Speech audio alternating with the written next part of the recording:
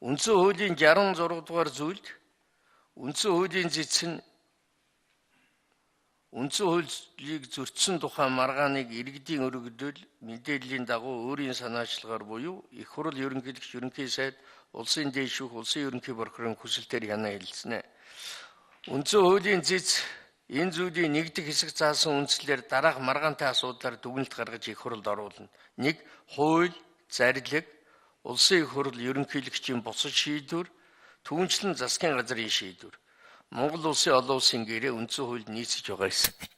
Тэгэхээр энэ засгийн газрын шийдвэр гэдэг дотор нь болохоор одоо юу ордгоо гэхээр засгийн газрын хамтын шийдвэр мөн одоо нэг удаагийн чанартай буюу шуурхай асуудлаар ерөнхий сайд захимж гаргасныг засгийн газрын шийдвэр гэж ойлгоно гэд ингээд харьяаллын асуудал болчихж байгаамаа. Тийм учраас бол зэц одоо авч хилцсэнийг бол яг энэ тохиолдолд одоо бас зөрчсөн гэхэд бидний хувьд бол одоо боломжгүй байна. Хоёрдугаарт би харин бол шүү дээ гаргахдаа хүчингү хуулийн заалтыг баримталж одоо ерөнхий сайд захирамж гаргасан гэж байгаа нь хүчинтэй байна л гэж би л үзээд байгаа байхгүй юу?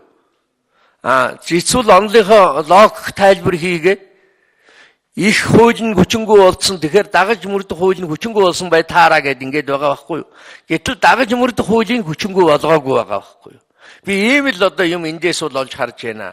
Ер нь зэц их хурлын хоорондын харилцааны асуудал, зэц засгийн газар, зэц ерөнхийлөгч, зэц дээд шүүх, зэц прокурор гэд ингээд яриул зэц захиргааны шүүхтэй чи их давхцал үүсээд ш сүүлийн үед.